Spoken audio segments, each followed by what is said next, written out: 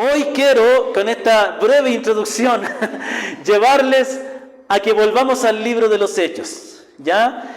Hemos estudiado hasta ahora, hasta donde quedamos, hasta el capítulo 10 del libro de los Hechos. Hoy quiero hacer un resumen de los primeros 10 capítulos del libro de los Hechos y rescatar una verdad preciosa que se ve ahí. Pero antes yo quiero hacerle una pregunta. ¿Usted se ha comparado alguna vez? ¿Usted se compara? ¿A qué voy? Por ejemplo, cuando usted está en su trabajo, digamos que usted es profesor o profesora, ¿usted se ha comparado su trabajo como lo hacen otros profesores? Yo creo que todos lo hemos hecho de alguna u otra manera. Algunos que trabajan en una empresa quizás a veces se compara y dice, a ver, ¿lo estoy haciendo bien? A ver, ¿cómo están haciendo mis compañeros de trabajo? O a veces nos comparamos también económicamente, ¿no? Nosotros evaluamos, mira, ¿cómo le está yendo al vecino? O a veces la familia, ¿no? A veces vemos que a la familia le está yendo de una manera y digo, y a mí no me va así. Todos tienen su casa, todos tienen sus cosas y yo todavía aquí luchando con las deudas. Siempre nos comparamos, porque de alguna manera, inconscientemente o conscientemente, tenemos la necesidad de evaluarnos. Pero la pregunta es, cuando nosotros hablamos de compararnos, ¿cómo estamos viviendo como cristianos? ¿Con quién debemos compararnos? ¿Con otros cristianos de nuestra época? Mire, no es bueno compararnos con los cristianos de nuestra época porque ellos todavía están en el proceso de santificación. No digo que los creyentes... Bueno, ya voy a hablar. Otro ejemplo. No es bueno comparar a nuestra iglesia, no es bueno, no lo haga. Hay muchos que lo hacen y hacen mucho daño a la iglesia. No compare nuestra iglesia con otras iglesias. ¿Sabe por qué? Porque la historia no se ha terminado de escribir. Lo que nosotros vemos que sucede puede cambiar de rumbo. ¿Con qué es bueno compararnos? Es bueno compararnos con aquello que ya se terminó. Es decir, con aquellos cristianos que ya terminaron la carrera. Con aquellas iglesias de siglos pasados. Con creyentes de otras épocas que ya su vida pasó por este mundo y nosotros podemos ver su comienzo y su final. Por eso que un buen ejercicio es leer biografías de cristianos. ¿A usted le gusta leer? Si no le gusta, le animo a que le guste. A mí me encanta leer la biografía de otros cristianos y la historia de la iglesia, porque uno aprende mucho de los errores que cometieron y de las virtudes que ellos tenían también. Ahora, yo quiero animarle a que comparemos nuestra fe con la fe de los creyentes del libro de los Hechos. Hoy voy a resumir en pocas palabras los 10 primeros capítulos del libro de los Hechos y después voy a rescatar algunas verdades de cómo vivían la fe los creyentes del libro de los Hechos para que usted compare si es la misma manera en que usted vive su fe o es la fe o es la manera en que los cristianos de hoy vivimos nuestra fe.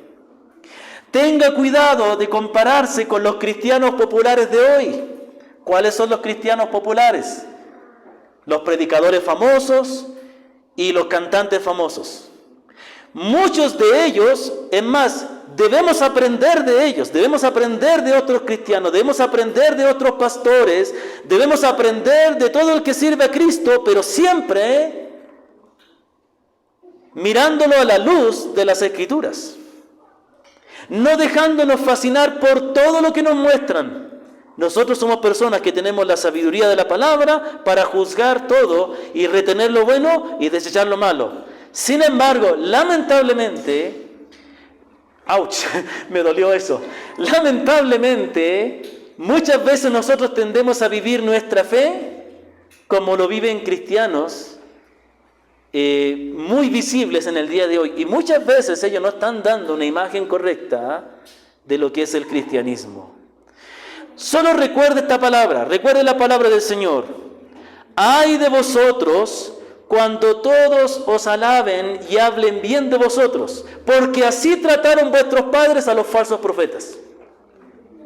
Pero ¿qué dijo el Señor? Bienaventurados cuando hablen mal de vosotros y digan toda clase de mal contra vosotros mintiendo, bienaventurados, porque así trataron vuestros padres a los profetas, a los verdaderos profetas.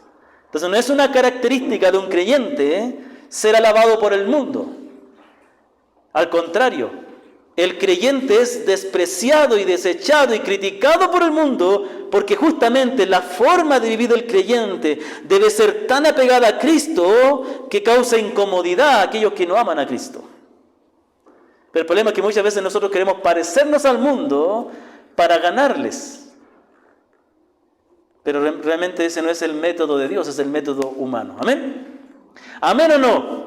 ¿Estamos de acuerdo o no? Muy bien. Muy bien. Entonces, en los primeros 10 capítulos del libro de los Hechos se resumen de la siguiente manera. No se preocupe que yo adelante tengo el reloj y estoy viendo todo. ¿Ya? Entonces, primeramente, el libro de los Hechos comienza... Yo estoy tratando de memorizarlo, pero hermano, mire, tengo aquí... wow, 43 eventos, así que voy a mirar un poco las notas porque trato de aprender de memoria, pero me cuesta tan largo, ¿no? Comienza el libro de los Hechos con el Señor reunido con sus discípulos después de resucitar. Ellos le preguntan acerca del reino y el Señor, ¿qué les dice? Ustedes recibirán poder y serán mis testigos en todo el mundo. Después de eso el Señor asciende a los cielos, los discípulos quedan mirando las nubes. En eso pasa un lapso de tiempo donde los discípulos quedan solos. El Señor se fue, el Espíritu Santo no había venido. Ellos consideran que necesitan buscar un reemplazo para Judas y entonces por suerte escogen entre varios candidatos ahí a Esteban. ¿Quién fue? Esteban, ¿no es cierto? Sí. Él considerado el sucesor de Judas, ¿no es cierto? Porque Judas era un falso apóstol. En ese momento los discípulos junto con las mujeres y la madre del Señor tienen un tiempo de oración, se dedican varios días a orar, esperando la promesa. Cuando 50 días después de la fiesta de la Pascua, ocurre un evento sorprendente. Viene el Espíritu Santo y se reparte como lenguas de fuego en todos los creyentes.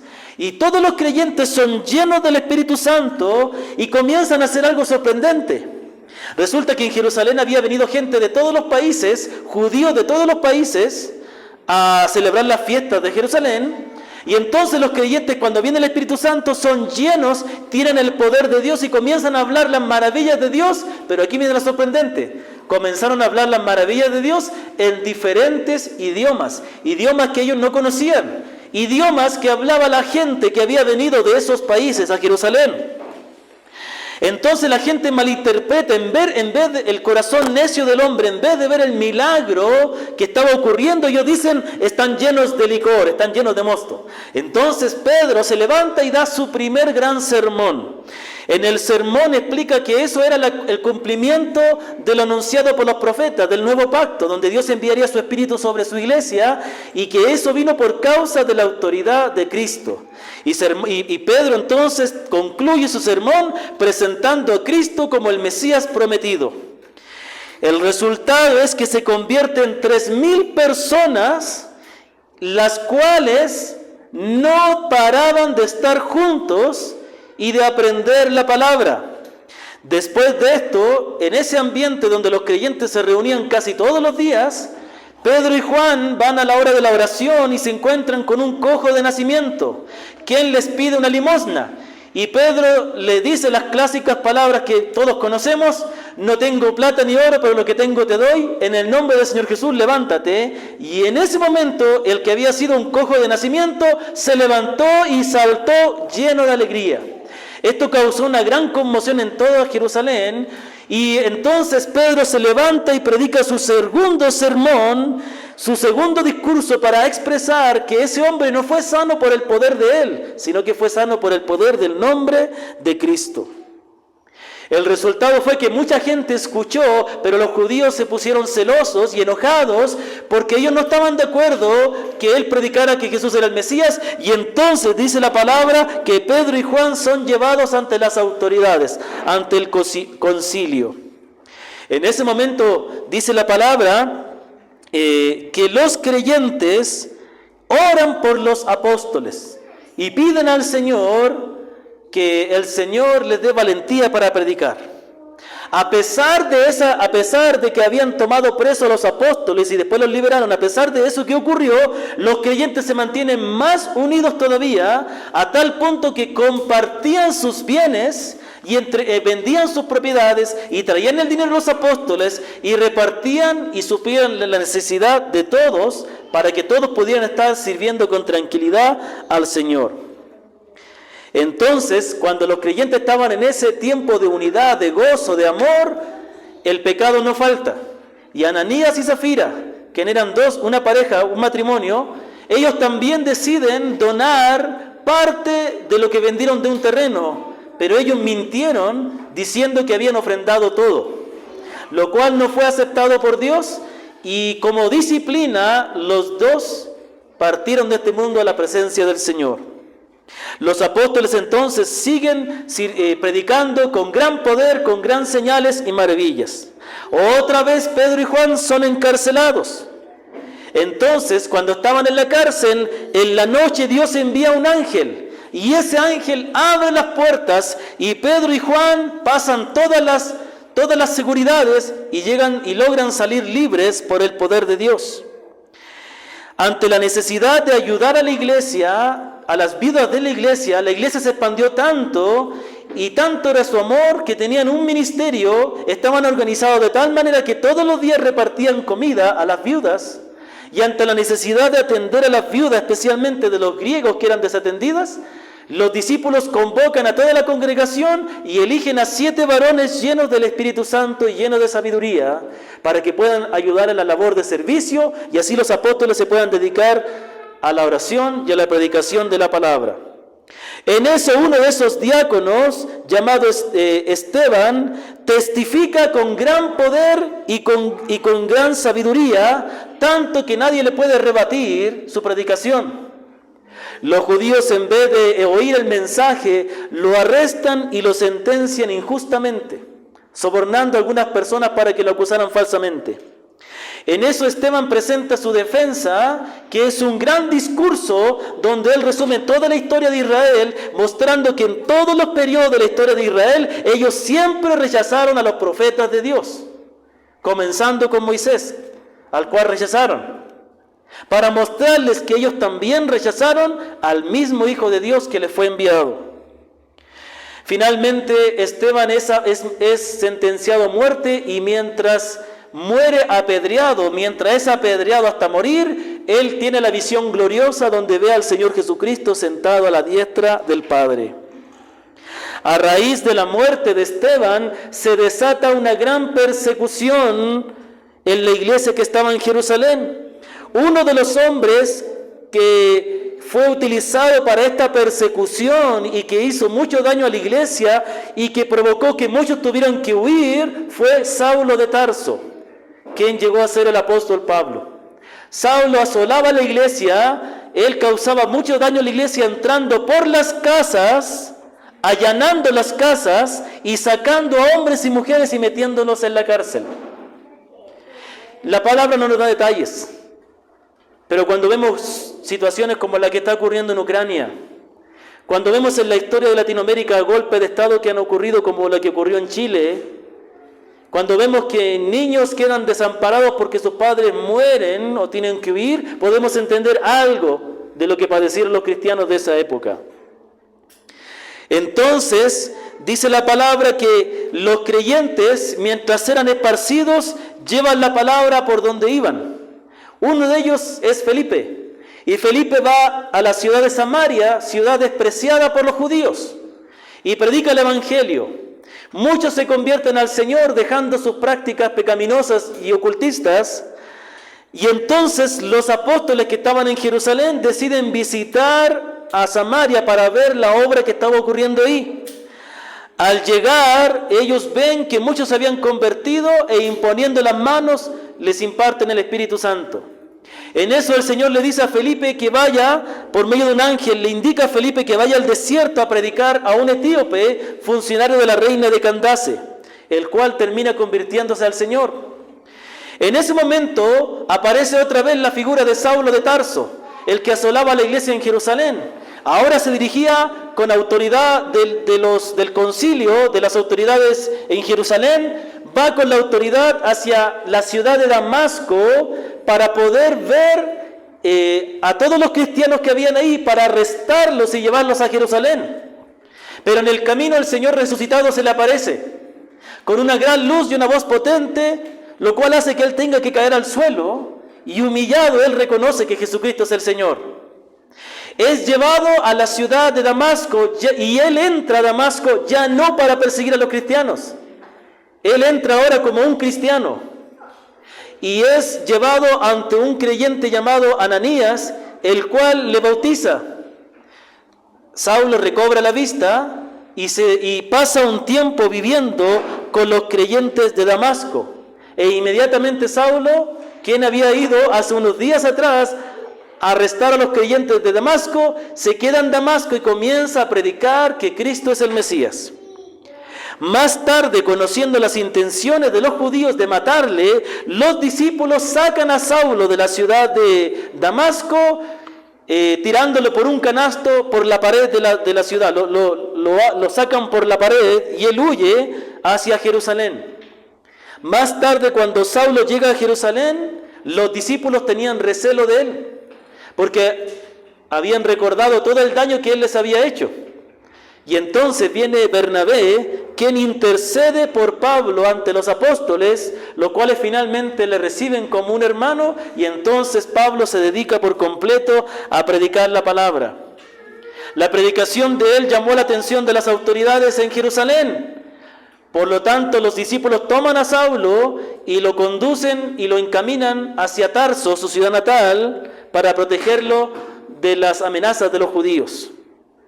Entre tanto, a raíz de la conversión de Saulo, las iglesias disfrutaban de paz, de tranquilidad y eran edificadas.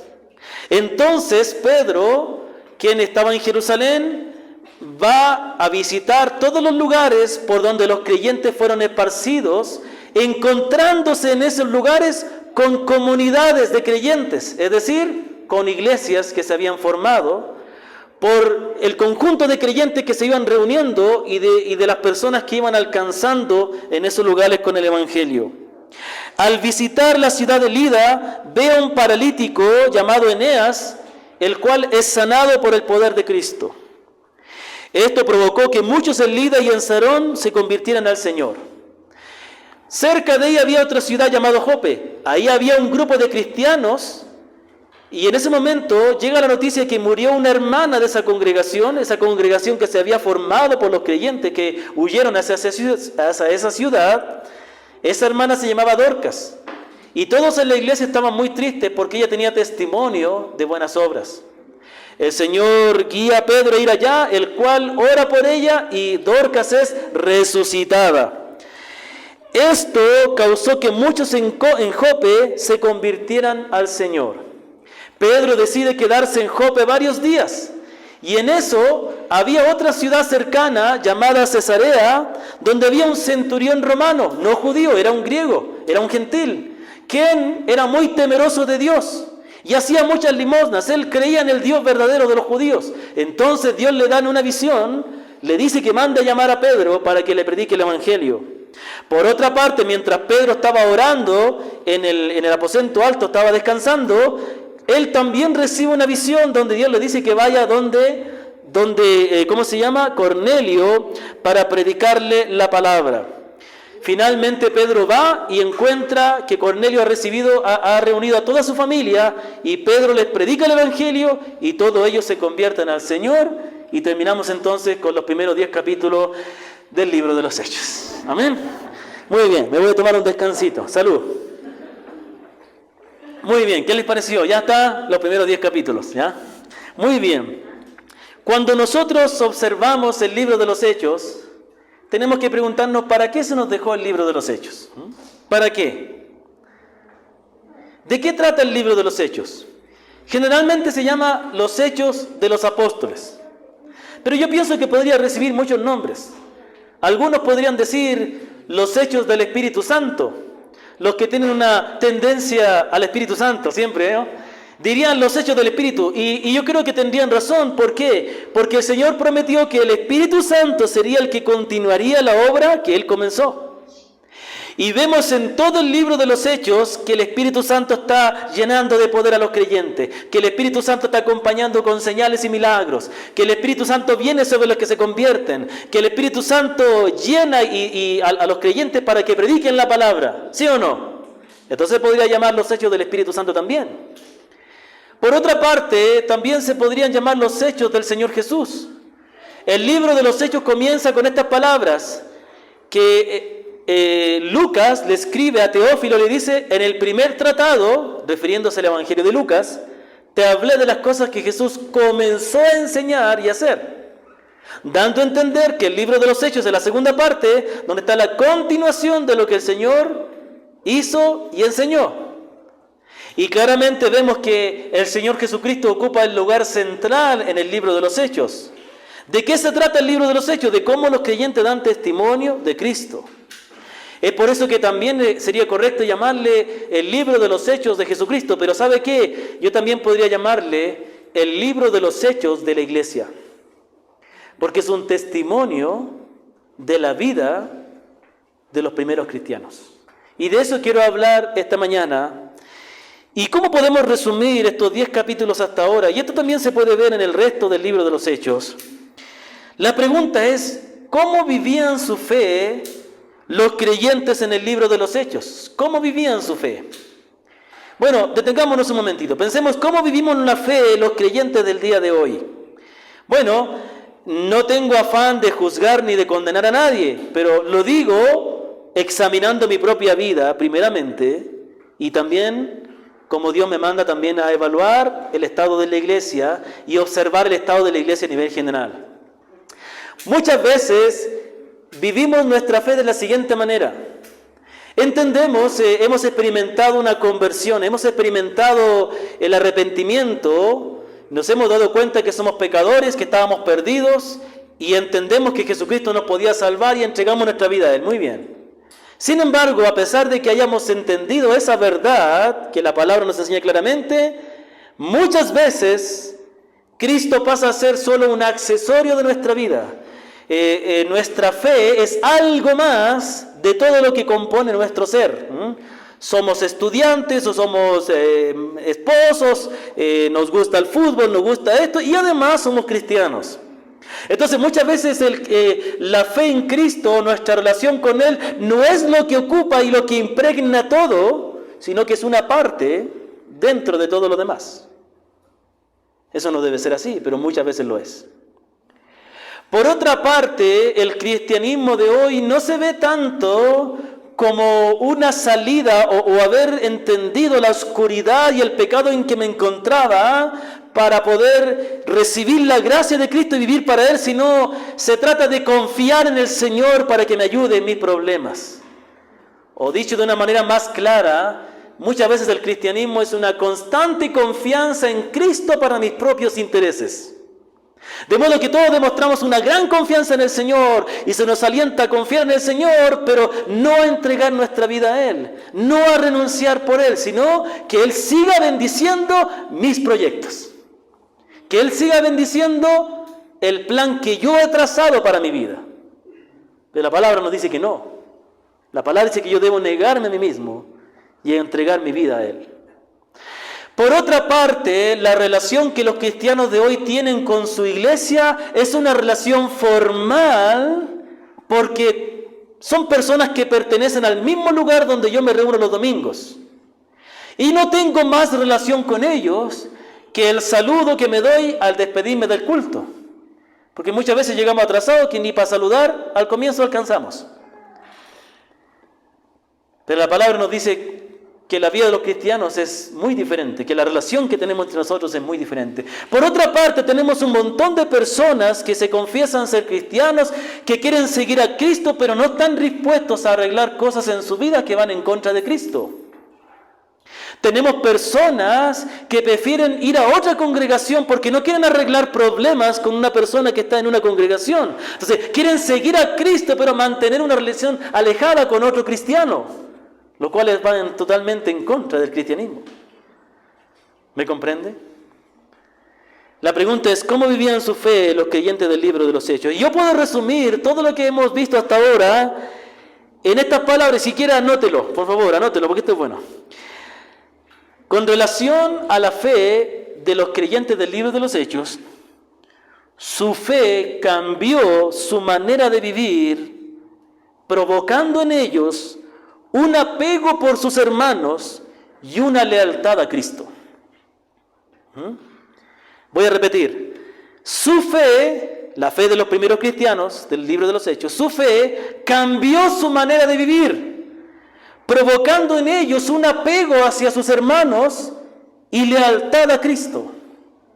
Yo puedo ver que los creyentes estaban unidos y eran leales a Cristo. Obviamente, la lealtad va a Cristo primero, pero yo hablo en este orden porque ellos tuvieron una gran visión de Cristo.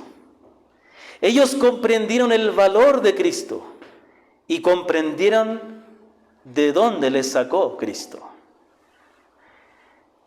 ¿Cuántos en el día de hoy son cristianos pero no han experimentado un arrepentimiento? Son como aquellos que fueron donde Juan para que les bautizara.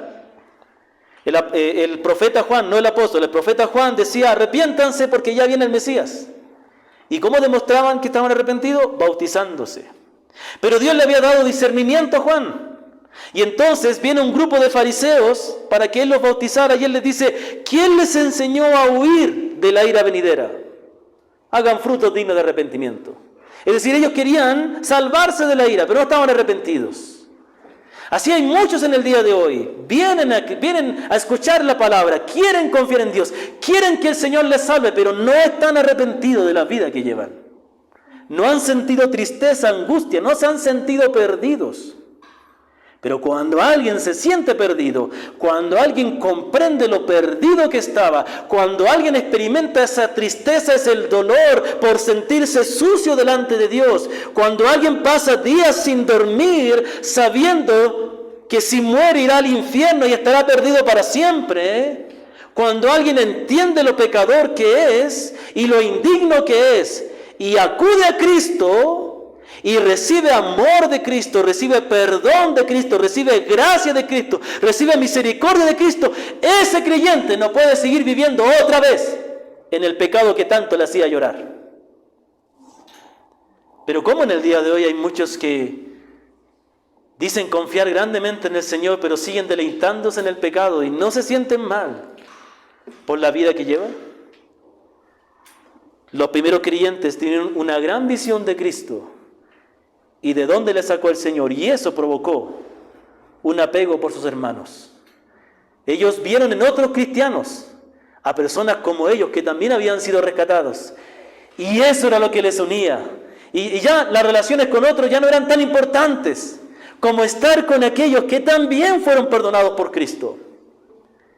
Y Cristo fue tan valioso para ellos que ellos fueron leales al punto de no negar a Cristo, aunque eso les hubiera costado perder la vida.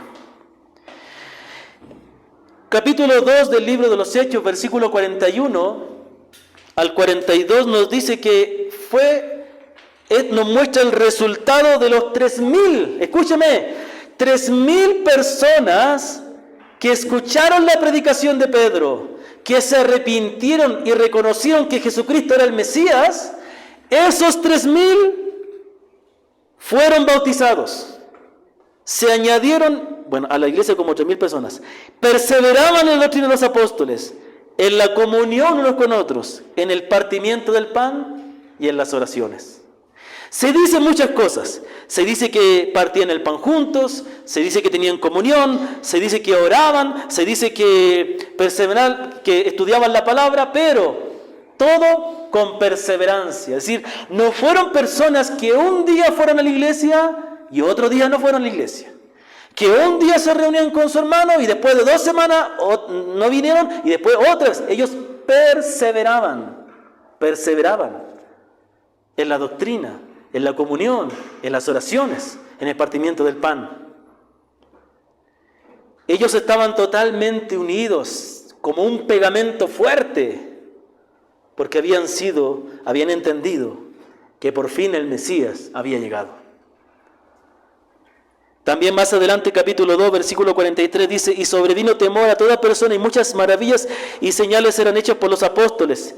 Y todos los que habían creído estaban juntos y tenían en común todas las cosas. Y vendían sus propiedades y compartían, daban de su corazón, porque recibieron mucho del Señor. Amaban a sus hermanos realmente, no era una relación formal.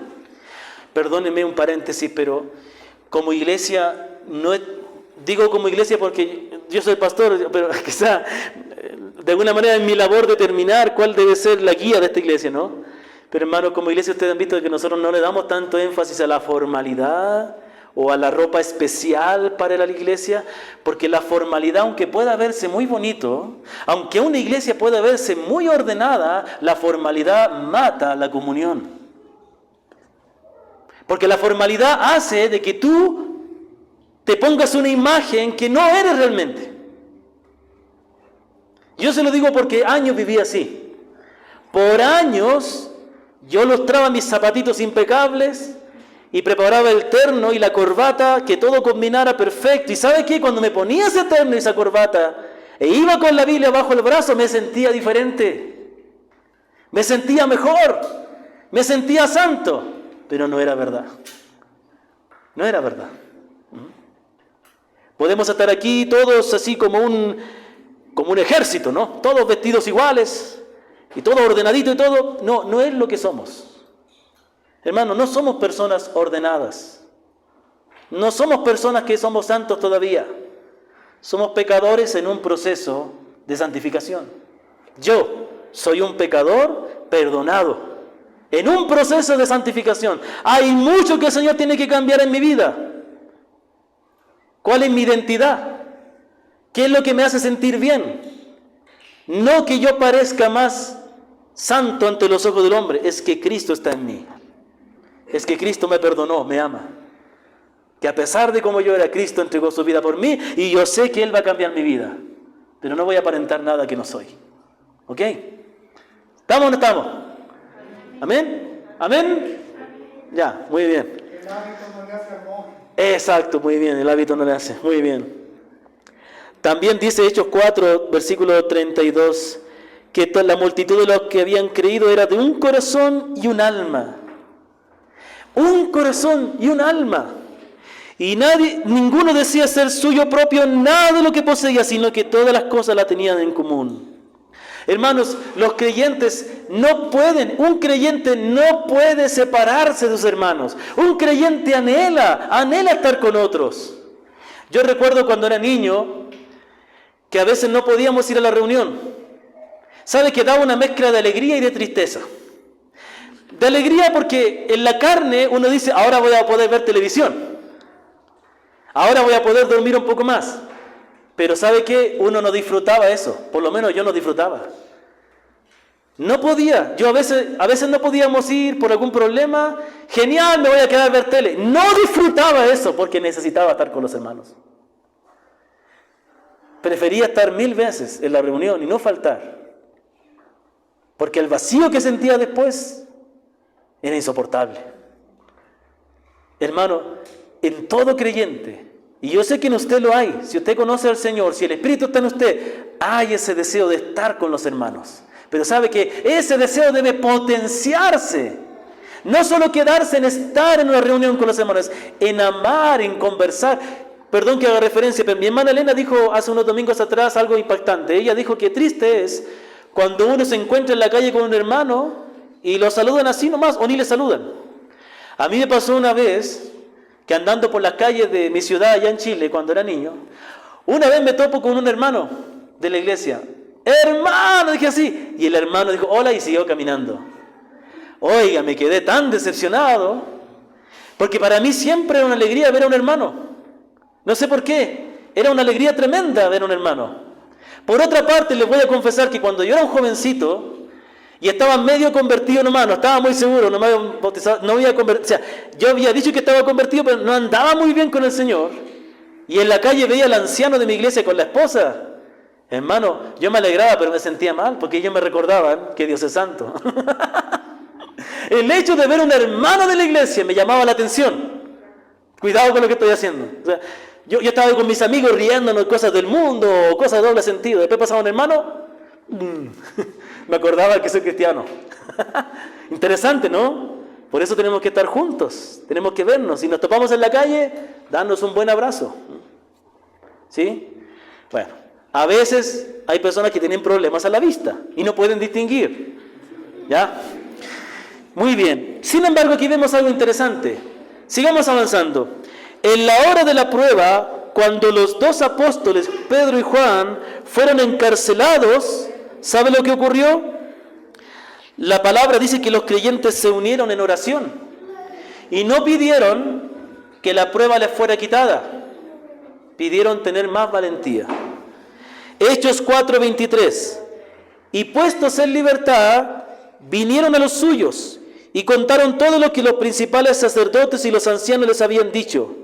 Y ellos, habiéndolo oído, alzaron unánime la voz a Dios y dijeron: Soberano Señor, tú que eres el Dios que hiciste el cielo y la tierra, el mar y todo lo que en ellos hay, que por boca de David tu siervo dijiste: ¿por qué se amotinan las gentes y los pueblos piensan cosas vanas? Se reunieron los reyes de la tierra y príncipes se juntaron en una contra el Señor y contra su Cristo, porque verdaderamente se unieron en esta ciudad contra tu santo Hijo Jesús, a quien ungiste Herodes y Poncio Pilato y los gentiles y el pueblo de Israel, para hacer cuanto tu mano y consejo habían antes determinado que sucediera. Y ahora mire lo que dice. Y ahora, Señor, ¿qué dicen los creyentes? Mira sus amenazas y concede a tu siervo que con todo denuedo, con toda valentía, hablen la palabra. ¿Qué hacen ellos? ¿Qué hacen los creyentes? Los dos grandes apóstoles, Pedro y Juan, que eran los más sobresalientes de todos. Principalmente Pedro. Nosotros siempre, los cristianos evangélicos, tendemos a valorar a Pablo y los católicos a Pedro. No, los dos. Pedro fue muy importante. Pedro fue el primero en predicar a los gentiles y el primero en predicar a los judíos antes. ¿Sabe qué? El hermano Pedro, el que estuvo con el Señor y el que anima a toda la iglesia, ¿no? Y Juan, el más cercano al Señor, el que dormía en el regazo del Señor, el que era un jovencito. Seguramente Pedro era un hombre de, no sé, pues me imagino 60 años, y estaba Juan, y ¿sabe qué? Era uno de 20 y algo años, y estaban los dos ahí, en la cárcel. Y cuando salen, los creyentes dicen: Señor, por favor, que prediquemos con más valentía todavía. ¿Sabe por qué? Porque ellos se negaron a sí mismos. No importaba tanto su bienestar como el hecho de que se siguiera predicando la palabra. Hay mucho más que tengo que compartir, pero lo dejaré para la próxima semana, ¿ya? Las 20 páginas que me quedan, la próxima semana, ¿ya? Lo que yo quiero preguntarle esta mañana, tan sencillamente es decir lo siguiente: la fe de los primeros discípulos cambió toda su manera de vivir, provocando en ellos un apego hacia sus hermanos y una lealtad a Cristo. Y la pregunta es: ¿qué provoca tu fe en Cristo? Tu fe, ¿qué está haciendo en tu vida? ¿De qué manera Cristo está cambiando tu forma de vivir? ¿Qué cambios has experimentado en tu vida? Y no me digas que antes escuchabas música del mundo y ahora escuchas música cristiana. Es un cambio muy superficial. Es un cambio de gusto de algo. Claro que la música, hay que tener cuidado porque la música tiene harto poder. Pero el cambio va más allá. Es un cambio del corazón. Es un cambio en mi relación con la gente, con mis hermanos. Y por sobre todo, es un cambio en la manera en que yo valoro a Cristo. Yo quiero invitarles esta mañana a que comparemos nuestra vida con los primeros cristianos y aprendamos de ellos. Y entendamos el valor que tiene Cristo para nosotros y el valor que tienen nuestros hermanos. Dios nos ha dado una hermosa congregación. Yo siempre digo, cuando estuve en Chile pude conocer congregaciones hermosas, hermanos, pero ninguna como esta congregación, ninguno como ustedes. Ya parezco artista, estos artistas que adulan a la gente. No estoy adulando, estoy diciendo lo que hay en mi corazón. Desde lo que estoy en el año 2011 con mi esposa aquí, hasta acá, he sido bendecido sobremanera y también he sufrido las de Caín. Hermanos antiguos saben de lo que estoy hablando. He sufrido. A pesar de esas cosas que se puedan sufrir, son más las bendiciones que yo puedo recibir de cada uno de ustedes. Pero ¿sabe qué? Para mi esposa y para mí es más fácil. Porque nosotros estamos pendientes de ustedes. Es cierto que a veces cuesta estar y podemos compartir más, pero estamos limitados en este tiempo y en muchas ocasiones estamos limitados. Esperemos que no estemos limitados más adelante, especialmente en lo que tiene que ver con la movilidad. Pero hemos compartido muchas cosas. Pero no es así la realidad de todos. ¿Me comprende? Quizá todos aquí pueden decir que de alguna manera han compartido conmigo, pero ¿y qué hay de los demás? Todos somos la iglesia. Todos estamos aquí porque hemos sido rescatados por Cristo, no por nada más. Debemos amarnos y debemos ser leales a Cristo, porque gracias a Él nosotros disfrutamos de esta esperanza eterna. Amén.